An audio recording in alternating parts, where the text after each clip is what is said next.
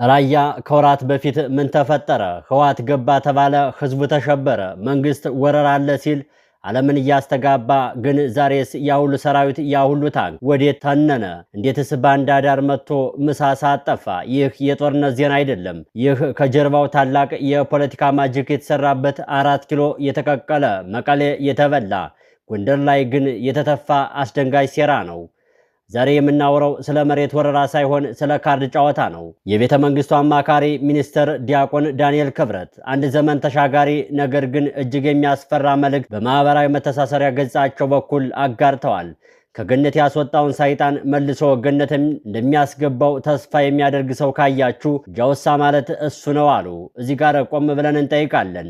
ዳንኤል ክብረት ገነት ያሉት ማንን ነው? 4 ኪሎን ወይስ ኢትዮጵያን? ሰይጣን የተባለውስ ህዋት ነው ወይስ ሌላ አካል ነው? እና ያ ሰይጣን የተባለው አካል ዛሬ ከቤተ መንግስቱ ጋር እየተደራደረ የራያ ቁልፍ ተቀብሎ መልሶ ሲያስረክብ የአማካሪው ገነት በሩን ለሰይጣን የከፈተች አይመስልምን? ይህ ጥያቄ ስድብ አይደለም። ይህ ጥያቄ በቤተ መንግስት ውስጥ ያለውን የፍርሃት ጥልቀት የሚያሳይ መስታወት ነው። ምክንያቱም እነርሱ ለሰይጣን ቦታ ሲያዘጋጁ ጃውሳ የተባለው ኃይል ግን የራሱን ገነት በኢትዮጵያ ተራሮች እና በኢትዮጵያ ጫካዎች እየገነባ ነው። ነገሩን ይበልጥ የሚያወሳስበው ደግሞ ይሄኛው ሚስጥር ነው። ሰሞኑን አንድ የአማራ ክልል ባለስልጣን በፍርሃትና በተርበተበተ ድምፅ ሆነው ለአንድ ወዳጃቸው የተናገሩት ቃል ሾልኮ ወጥቷል። ንግግራቸውም እንዲህ የሚል ነበር። ይህ ፋኖ እኛን ከዚህ ሽባ ከሚያደርግ አባይን ተሻግሮ የሽመልስ አብዲሳ መንግስት አይገጥምምን የሚል ነበር። ባለስልጣኑ የሚፈሩት የጎንደርን መያዝ አይደለም፣ የሚፈሩት የፋኖን ወደ አዲስ አበባ ጉዞ ነው። ስጋታቸው ፋኖ አይደለም፣ ስጋታቸው የኦሮሚያና የአማራ ህዝብ ግንኙነት ነው። ይህ አባይን ተሻግሮ የመምጣት ፍርሃት ዛሬ ላይ መንግስት ለምን ህዋትን እንደ ምርኩዝ እንደሚጠቀምበት ቁልፍ መልስ ይሰጠናል። የሰሞነኛውን እንቆቅልሽ ወደ ወልቃይት ዙሯል። የጎንደርና የጎጃም ፋኖ አንድ መሆናቸውን ተከትሎ አዲስ ካርድ ተመዟል። ህዋት ወልቃይትን ሊወስድ ነው፣ የጎጃም ፋኖ ደግሞ ፈርሞ ሰጥቷል የሚል ጩኸት እየተለቀቀ ነው። እውነታው ግን ወልቃይትን የሰጠው ማን ነው? ፊርማውስ የማን ነው? የህዋት ታጣቂዎች በራያ ድራማ ሰርተው ሲወጡ አሁን ደግሞ በወልቃይት ምን ሊሰሩ ነው? ፋኖስ ይህንን የሞሽረት ወጥመድ እንዴት ሊያልፈው አስቧል? ጎንደር ላይ አንድ አዝማሪ ይህንን ሁሉ ጉዳይ እንዲህ ተቃኝቷል።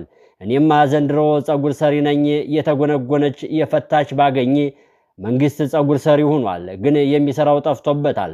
ራያ ላይ የተጎነጎነው ተፈቷል፣ ወልቃይት ላይ የተሰራው ተበጣሷል።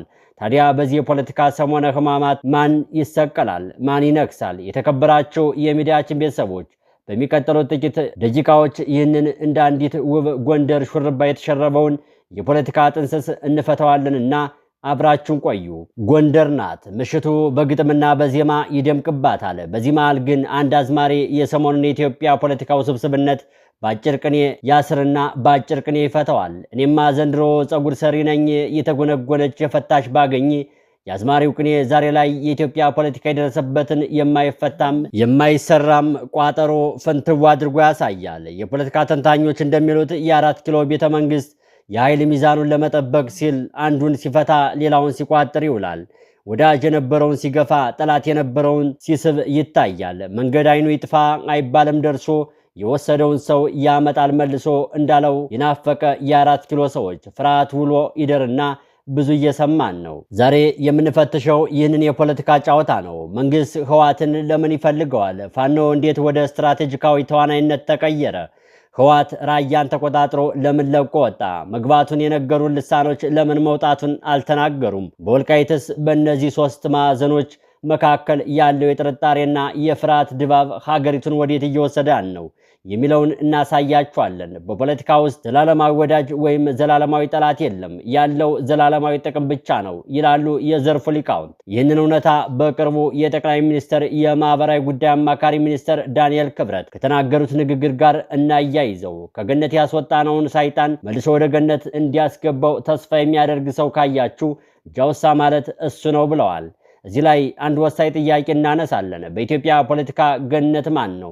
ሰይጣንስ ማን ነው? የመንግስት ባለስልጣናት ህዋትን እንደ ሰይጣን ሲሰሉ ከቆዩ በኋላ አሁን ፖለቲካው ሲያጠብባቸው ያንን ኃይል መልሶ ለመጠቀም መሞከራቸው የፖለቲካው አስቂኝ ገጽታ ነው። በተቃራኒው መንግስት ጃውሳ ወይም የበረሃ ሽፍታ እያለ የሚጠራው የፋኖ ኃይል ይህንን የመንግስት ትርክት በመቀልበስ በፖለቲካው ሜዳ ላይ የራሱን አዲስ ገነት ለመፍጠር እየተንቀሳቀሰ መሆኑን እየታዘብን ነን። ፋኖች የጠላት ወዳጅ ነው በሚል የጦርነት ስልት ህወሓትን፣ ኤርትራንና ሱዳንን እንደ ስልታዊ አማራጭ የመመልከት አዝማሚያ ማሳየታቸው 4 ኪሎን በእጅጉ እንዳስደነገጠው ውስጥ አዋቂዎች ይናገራሉ። ወደ ኋላ መለስ ስንል ደግሞ የፋኖ እንቅስቃሴ በተጠናከረበት ወቅት አንድ የአማራ ክልል ከፍተኛ ባለስልጣን በግል ንግግራቸው ላይ ያንጸባረቁት ስጋት ዛሬም ድረስ የገዢው ፓርቲ የልብ ትርታ ነው።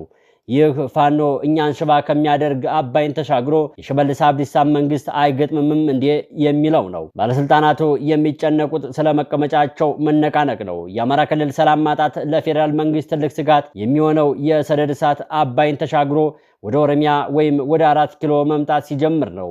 በዚህም ምክንያት መንግስት የኃይል ሚዛኑን ለመጠበቅ ሲል የተዳከመውን ህወሓትን እንደ ማስፈራሪያ ካርድ ለመጠቀም ይገደዳል። ህወሓት በፌዴራል መንግስቱ እይታ አሁን ላይ የሚያስፈራራ ወታደራዊ ኃይል ሳይሆን የአማራን ኃይል ለመጥለፍ የሚጠቅም ፖለቲካዊ መሳሪያ ሆኖም እያገለገለ ይገኛል። መንግስት የህዝብን ትኩረት ለመቀየርና ተቀናቃኞቹን ለማጋጨት የሚጠቀምባቸው ስልቶች አሉ። እነዚህ ስልቶች ምን ያክል ሰርተዋል? ምን ያክሎቹስ ከሽፈዋል? ቀጥለን እንመለከታቸዋለን። ከወራት በፊት ህወሓት ራያን ወረረ የሚል ዜና ሲናፈስ ዓላማው በጎጃምና በወሎ ፋኖዎች መካከል ያለውን ግንኙነት ማላላት እንደነበር ብዙዎች ገምተዋል። መንግስት ፋኖን ከክልሉ መንግስት ጋር ተሰልፈህ ህወሓትን ውጋ የሚል ጥሪ ሲያቀርብ የፋኖ ምላሽ ግን ያልተጠበቀ ሆነ። ጉዳዩ የመንግስት ነው፣ ከመጡም መልካም በሚል ዝምታ መረጠ። ይህም የመንግስትን ካርድ ኦፍሳይድ አደረገው። አሁን ደግሞ አዲሱ ካርድ ተመዟል።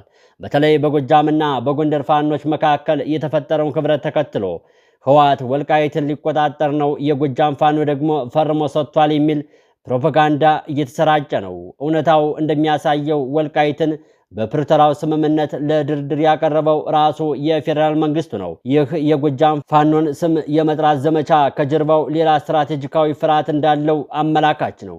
የጎጃም ፋኖ ወደ አዲስ አበባ በሚወስደው መስመር ላይ ያለውን ወታደራዊ የበላይነትና ህዝባዊ ተቀባይነት ለመሸርሸር ታቅዶ የሚነዛ ትርክ መሆኑን ታዛቢዎች ይገልጻሉ። በሜዳ ላይ ያለው እውነት ምን ይመስላል የሚለውን ለመዳሰስ ያክል ህወሓት በውስጥ ክፍል እየታመሰና አቅሙ በተዳከመበት በዚህ ሰዓት እንደ ቀድሞ አንበሳ ሆኖ መንቀሳቀስ ይቻላል ወይ? መልሱ አጠራጣሪ ነው። መንግስት ህወሓትን የሚያጋንነው የአማራን ህዝብ ስነልቦና ለመቆጣጠር እንደሆነ ግልጽ ነው። በሌላ በኩል ፋኖ ከጃውሳነት ወደ ድርጅታዊ መዋቅር እያደገ መምጣቱ ለገዢው ፓርቲ እውነተኛ ራስ ምታት ሆኖበታል። ቀደም ሲል በተበታተነ መልኩ ይንቀሳቀስ የነበረው ይህ ኃይል አሁን ላይ የጋራ እዝ ለመፍጠር መሞከሩና ከዲፕሎማሲያዊ አካላት ጋር ንግግር መጀመሩ የጨዋታውን ህግ ቀይሮታል። እኔማ ዘንድሮ ጸጉር ሰሪ ነኝ የተጎነጎነች የፈታሽ ባገኝ የጠቅላይ ሚኒስትር አብይ አህመድ አስተዳደር አሁንም የሚፈታ እና የሚቋጠር ጸጉር በመፈለግ ላይ ናቸው። የራያ ካርድ ውጤት አላመጣም። የወልቃይት ካርድ እየተሞከረ ነው። የፋኖና የህወሓት ግንኙነት ደግሞ በጥርጣሬ የተሞላ ሆኖ ቀጥሏል። በዚህ ሁሉ መሃል ተጎጁ ማን ነው? ተጠቃሚውስ ማን ነው? ከገነት የተባረረው በእርግጥ ማን ነው? ይህንን ለመመለስ ጊዜ ያስፈልጋል። ነገር ግን አንድ የታሪክ እውነት አለ። ማንኛውም መንግስት የውስጥ ቅራኔዎችን በውጭ የጠላቶች ካርድ ብቻ እያራዘመ መዝለቅ እንደማይችል ነው። የኢትዮጵያ ህዝብም ከዚህ የፖለቲካ ቁማር ይልቅ ዘላቂ ሰላምንና መረጋጋትን በጉጉት የሚጠብቀው ነገር ግን አንድ መንግስት የሚያውቀው በጦር ሜዳ ሽንፈት ብቻ ሳይሆን ይልቁንም ካዝናው ሲደርቅ፣ ወታደሩ ደሞዝ ሲያጣና የቅርብ ወዳጆቹ በጥርጣሬ መታየት ሲጀምሩ ነው። የፕሬዝዳንት ኢሳያስ አፈወርቂ መንግስት በአሁኑ ሰዓት የመረጠው አስፈሪ ዝምታ 4 ኪሎን ከምንም በላይ እያስጨነቀው ነው። የፋኖ ኃይሎች ከህወሓት ጋር ያላቸው ግንኙነት ስልታዊ ከሆነ ከኤርትራ ጋር ያላቸው ግንኙነት ምን ይመስላል የሚለው ጥያቄ ነው። የመረጃ ምንጮች እንደሚጠቁሙት ኤርትራ የፕሪቶሪያውን ስምምነት እንደ ክህደት ስለምትቆጥረው የጠቅላይ ሚኒስትር አብይ አህመድን መንግስት ለማዳከም የሚነሳን ማንኛውም ኃይል በሩቅም በቅርብም ከመደገፍ ወደኋላ አትልም። ይህ የአስመራ ካርድ በጠረጴዛው ላይ ሲመጣ ጨዋታው ይቀየራል። መንግስት በሰሜን ጎንደርና በጠረፍ አካባቢዎች ያለውን የፋኖ እንቅስቃሴ ለመቆጣጠር የሚቸገረው ከጀርባው የማይታይ እጅ ይኖር ይሆን ብሎ ስለሚሰጋ ነው። የሻዕቢያ ዝምታ ከመናገር በላይ ይጮሃል። ፖለቲካው የቱንም ያክል የመጨረሻ ዳኛ የእንጀራ ጉዳይ ነው። በጎጃምና በጎንደር ያሉት የፋኖ እንቅስቃሴዎች ወታደራዊ ብቻ አይደሉም፣ የኢኮኖሚያዊ እገዳ ጭምር ናቸው። ወደ አዲስ አበባ የሚገባው ምርት መቀነሱ፣ የዋጋ ንረቱ ሰማይ መውጣቱና የውጭ ምንዛሬ እጥረቱ የመንግስትን እስትንፋስ እያሳጠረው ነው። ናፖሊዮን ቦናፓርቲ ሰራዊት በሆዱ ይዘምታል እንዳለው የብልጽግና ሰራዊትን በዘመቻ ብዛት እየደከመ የሎጂስቲክስ አቅርቦት እየተቆራረጠበት ነው። ፋኖች ስልታቸውን ቀይረው መንግስትን በወታደር ብቻ ሳይሆን በኢኮኖሚ አሽመድመር ላይ ማተኮራቸው ለገዢው ፓርቲ አዲስና ያልተጠበቀ ራስ ምታት ሆኖበታል። ጥያቄው ግን መንግስት የድሮን ነዳጅ የሚገዛበት ዶላር እያለቀ ሲመጣ ታማኝነቱስ አብሮ አይከሽፍምን የሚለው ነው። በመንግስት ውስጥ ትልቁ ስንጥቅ ያለው የቱ ጋር ነው የተባለ እንደሆነ የአማራ ብልጽግና ውስጥ ነው የሚል መልስ ይሰጠዋል። እነዚህ ባለስልጣናት በአስቸጋሪ ሁኔታ ውስጥ ናቸው። ወደ ህዝባቸው እንዳይመለሱ ከዳተኛ ተብለዋል። አዲስ አበባ እንዳይቀመጡ ደግሞ በኦሮሚያ ብልጽግና ሰዎች የማይታመኑ ተብለው በጥርጣሬ አይን ይታያሉ። ታዋቂው የታሪክ ተመራማሪ ክሬን ብሬትዝ ዘ አናቶሚ ኦፍ ሪቮሉሽን በተሰኘው መጽሐፋቸው ላይ የአንድን ስርዓት መውደቅ የሚጀምረው ገዢው መደብ በውስጥ መከፋፈል ሲጀምርና በራሱ ላይ እምነት ሲያጣ ነው ይላሉ። አሁን የምናየው ይህንኑ ነው። ብዙ የአማራ ብልጽግና አመራሮች በድብቅ ከፋኖ ጋር እንደሚወያዩ መረጃ እንደሚያቀብሉ፣ አንዳንዶቹም ቤተሰባቸውን ወደ ውጭ እየላኩ እንደሆነ ይሰማል። ይህ የውስጥ መረጃ ሸልኮ መውጣቱ ፋኖን የመረጃ የበላይነት እንዲኖር አድርጎታል። መንግስት ጠዋት ያቀደው ማታ ከፋኖ እጅ ይገባል። ጠላት ከውጭ ብቻ ሳይሆን ከብብት ስርም በቀለ ማለት አይደለምን? መንግስት ይህንን ሁሉ ውጥረት፣ የሰሜን ጦርነት፣ የኢኮኖሚ ድቀት፣ የውስጥ ክፍፍልን ለመሸፈን በሚል ድንገት የሶማሌላንድ ወይም የባህር በር አጀንዳን መዘዘ። ዓላማው የህዝብን ስሜት ከውስጥ ችግር ወደ ውጭ ብሔራዊ ክብር መቀየር ነበር። ነገር ግን ይህ ካርድም ከሸፈ። ይልቁንም ግብጽ እና ሶማሊያን አስተባብሮ ሌላ የውጭ ጠላት ፈጠረ። አሁን ፋኖ በሰሜን፣ የኦሮሞ ነጻነት በምዕራብ፣ አልሸባብና የውጭ ኃይሎች በምስራቅ፣ መንግስት በሁሉም አቅጣጫ እየተከበበ ስሜት ውስጥ ገብቷል። የጎንደር አዝማሪ ቅኔ አሁንም ያስተጋባል። እኔማ ዘንድሮ ጸጉር ሰሪ ነኝ፣ ግን የዘንድሮ ጸጉር ሰሪ ደንበኞቹ እየሸሹት ነው። የመንግስት የመጨረሻ ተስፋ ተቃዋሚዎቹ እርስ በርስ እንዲባሉ ማድረግ ነበር። ያም ፋኖ ከዋት አማራ ከኦሮሞ። ነገር ግን ህዝቡ ነቅቷል። የእርስ በርስ ግጭት አትራፊው ገዢው መደብ ብቻ ነው የሚለው ንቃተ ህሊና እየሰፋ መጥቷል። የሚቀጥሉት ወራት ወሳኝ ናቸው። የኢኮኖሚው ጫና ህዝቡን ወደ አደባባይ ያወጣዋል ወይስ የፋኖ ወታደራዊ ክንድ አዲስ አበባን ያነጋግራል ወይስ ደግሞ በቤተ መንግስት ውስጥ ቤተሰብ ጸብ ይነሳል? በእርግጠኝነት የምናውቀው ነገር ቢኖር ሳስፔንሱ ገና አላለቀም። የድራማው መጨረሻ ክፍል እየመጣ ነው። አዲስ አበባ ሸገር በአንድ በኩል የኮሪደር ልማት፣ የፓርኮች ውበት፣ የህንፃዎች መርዘምና የምሽት ክለቦች ድምቀት ይታያል። በሌላ በኩል ግን የሁሉ ውበት በአራት አቅጣጫዎች በእሳት የተከበበ አረፋ መሆኑን የሚያውቁ ጥቂቶች ናቸው።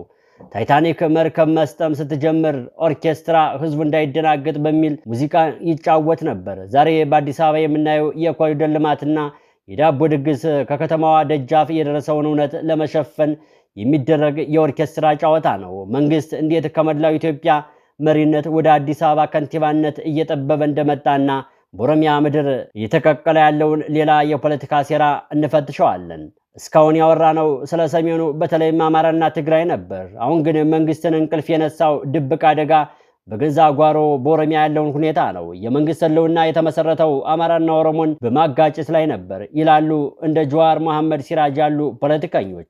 በተለይም የኦሮሞ ነጻነት ኦላና የፋኖ ኃይሎች በመካከላቸው ስምምነት ባይኖርም እንኳን አንድ የጋራ ጠላት ወይም መንግስትን መውጋት በሚለው ነጥብ ላይ በተዘዋዋሪ መገናኘታቸው አዲስ ክስተት ነው።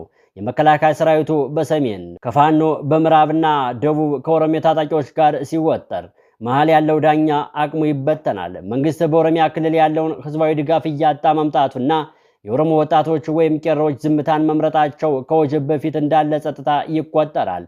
አብይ አህመድ የኦሮሞን ጥቅም አስከባሪ ተብለው ነበር ስልጣን ያዙት። አሁን ግን በዛው ማህበረሰብ ዘንድ ጥያቄ ምልክት ውስጥ እየገቡ ናቸው። ምዕራባውያኑ በተለይም አሜሪካና አውሮፓውያኑ በፖለቲካ ውስጥ ጓደኛ የላቸውም። ያላቸው ጥቅም ብቻ ነው። በጦርነቱ መጀመሪያ አካባቢ መንግስትን ደገፉት፣ ቀጥሎ ህዋትን አዳኑት።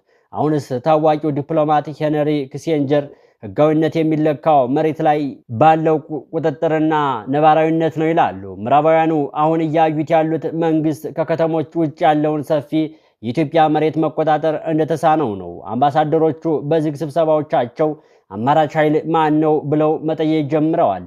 የፋኖ ዲያስፖራዎች በዋሽንግተንና በአውሮፓ የሚያደርጉት የሎቢ ስራ እንዲሁም የመንግስት የሰብአዊነት መብት አያያዝ መበላሸት የውጭውን ድጋፍ እያደረቀበት ነው። እንደ IMF እና ዓለም ባንክ የሰጡት ብድርና እርዳታ ወደ ልማት ሳይሆን ወደ ጦርነት እየገባ መሆኑን ሲረዳ የገንዘቡ ቧንቧ መዘጋት ይጀምራል። ለብልጽግና ኦክሲጅን እንደመከልከል ያለ ነገር ነው። ይህንን በደንብ እንረዳው። አንድ መሪ ሁሉም ነገር ሲከዳው ምን ይሰማዋል? የኮሎምቢያው ጸሐፊ ማርኬዝ የፓትርያርኩ በልግ በሚለው መጽሐፋቸው አንድ አምባገነን መሪ በመጨረሻው ሰዓት እንዴት በገዛ እጁ ከቤተ መንግስት ውስጥ ብቸኛ እንደሚሆን ይተርካሉ። ጠቅላይ ሚኒስትሩ አሁን ላይ ሰዎችን ማመን አቁመው ስልጣኑን በቤተሰብና እጅግ በጣም ጠባብ በሆነ የታማኞች ክበብ ብቻ እንደወሰኑት ይነገራል። ስብሰባዎች ይቀነሳሉ፣ የምክክር መድረኮች ወደ ትዕዛዞች ይቀየራሉ። ይህ አይነቱ የምሽግ አስተሳሰብ መሪው ከእውነታው ጋር እንዲጣላ ያደርገዋል። ከመስኮት ውጭ ያለው እውነት ህዝብ ተርቧል፣ አገር እየደማች ነው የሚል ሲሆን በቤተ መንግስት ውስጥ ያለው ሪፖርት ግን ሁሉም ነገር ሰላም ነው፣ ጠላቶች ተደምስሰዋል የሚል ይሆናል። ይህ በእውነትና በሪፖርት መካከል ያለው ክፍተት ነው ስርዓቶችን ድንገት የሚያናጋቸው። መንግስት አሁን የሚመካው ድሮንና ዘመናዊ መሳሪያ ያለኝ በሚል ነው። ነገር ግን የታሪክ ምሁራን እንደሚናገሩት በቪየትናም፣ አሜሪካ፣ በአፍጋኒስታን፣ ሩሲያ የተሸነፉት መሳሪያ ማነስ ሳይሆን ለማን እንደሚዋጉ ግራ በገባቸውና ለምን እንደሚዋጉ በውል በተረዱ ኃይሎች አማካኝነት ነው። ፋኖና ሌሎች ኃይሎች የድሮን ጥቃትን መቋቋም ተለማምደዋል። ቴክኖሎጂን በስልት ማሸነፍ ጀምረዋል። ከሁሉም በላይ ግን የመንግስት ወታደር ለምን ይዋጋል የሚለው ጥያቄ ሲያድርበት፣ በሌላ በኩል ያለው ኃይል ግን ለህልውና ሞታለሁ ብሎ ሲመጣ የቴክኖሎጂ የበላይነት ዋጋ ያጣል። መንፈስ ከብረት ይጠነክራል። የጎንደር ፀጉር ሰሪ አዝማሪ አሁንም ደንበኞቹ አልቀዋል። የህዋት ሹርባ ልያዝ አለው። የፋኖ ጉንጉን እጁን ቆረጠው። በኦሮሚያ የሸኔ ሹርባ ተተራመሰበት። የውጭዎቹም ሙያ የለህም ብለው ዞር አሉ። አሁን ጥያቄው ፀጉር ሰሪው ሱቁን ዘግቶ ይሄዳል ወይስ ሱቁ በላይ ይፈርሳል የሚለው ነው። ኢትዮጵያ የብዙ ፈተናዎች ሀገር ናት። ከዚህ ሁሉ ምስቅልቅል በኋላ ግን አዲስ ጎህ እንደሚቀድ፣ እውነተኛ የህዝብ ሉዓላዊነት እንደሚመጣ ተስፋ የሚያደርጉት በርካታ ናቸው። እስከዛው ግን የፖለቲካው ግለት ይቀጥላል። እኔማ ዘንድሮ ፀጉር ሰሪ ነኝ የምጎነጉናት የፈታች ባገኝ እንዳለው ማብሪያው ያለው በማነጅ ነው የሚለውን ጥያቄ ጠይቀን እንሰናበታለን። የተከበራችሁ የሚዲያችን ቤተሰቦች በያላችሁበት ዓለም ሰናይ ጊዜ እየተመኘን ተሰናብተናል።